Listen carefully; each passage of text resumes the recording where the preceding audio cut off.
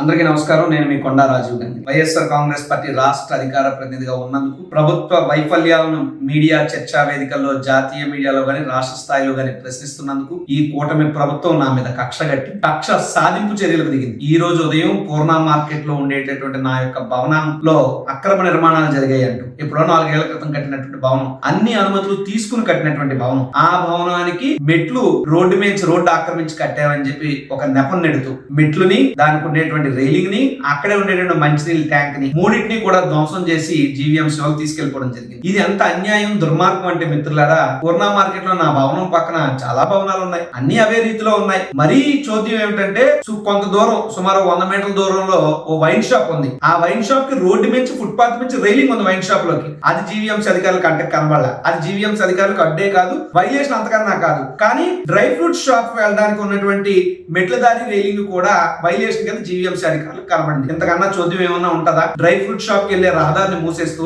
Wine shop కి వెళ్లే రహదారిని తెరుస్తున్నారంటే ఏం జరుగుతుంది ఈ కూటమి ప్రభుత్వంలో అని నేను అడుగుతున్నా. అదే విధంగా కనీసం కేవలం ప్రభుత్వ వైఫల్యాన్ని ప్రశ్నించినంత మాత్రాన్ని ఇంత కక్ష కట్టాలా? గడిచినటువంటి 5 ఏళ్ల కాలంలో మేమే అధికారంలో ఉన్నాం కదా. ఈ విశాఖ దక్షిణ నియోజకవర్గంలో, ఈ పూర్ణ మార్కెట్ ప్రాంతంలో ఎవరిని కూడా ఏ రోజు నేను వ్యక్తిగతంగా విమర్శించలేదు, వ్యక్తిగతంగా దాడులు చేయలేదు, వ్యక్తిగతంగా వాళ్ళ యొక్క ఆర్థిక మూలాలను నేను టచ్ చేయలేదు. ఎందుకంటే రాజకీయాలు అనేటువంటి ఎన్నికల వరకే ఉండాలి. ఎన్నికల ఫలితాల తర్వాత అధికారంలో ఉన్న వాళ్ళు ప్రజాసేవ చేయాలి. అధికారంలో ఉన్న వాళ్ళు ప్రజాసేవ చేయడం లేని పొరపాటు జరిగితే ప్రతిపక్షం నిలదీయాలి. ఇది ప్రజాస్వామ్యం యొక్క వ్యవస్థ. కానీ ఈ రోజు లైన్ క్రాస్ చేసి నా మీద వ్యక్తిగతంగా దాడి జరిగింది. వ్యక్తిగతంగా నా యొక్క ఆర్థిక మూలాలను నెలకొచ్చే 30-40 వేలు కూడా పొలగట్టాలనేటువంటి దురుద్దేశంతో అధికారులు అత్యుత్సాహం ప్రదర్శించి ఇంత ఇబ్బంది పెడుతున్నారు. మీరు ఫోటోల్లో చూడొచ్చు మిత్రులారా. కావాలంటే బడ్డీలు ఏ విధంగా కాలువల పెట్టారో, ఏ విధంగా మిగతా చోట్ల ఆక్రమణలు జరిగినాయో, ఏ విధంగా మిగతా షాపులు మెట్లు పెట్టి రైలింగ్ పెట్టారో, వాళ్ళు ఎవరి మీద లేనటువంటి చర్యలు ఒక్క రాజీవ్ గాంధీ మీదే ఎందుకు అని నేను అడుగుతున్నా. పూర్ణ మార్కెట్ అనేటువంటిది ఏమి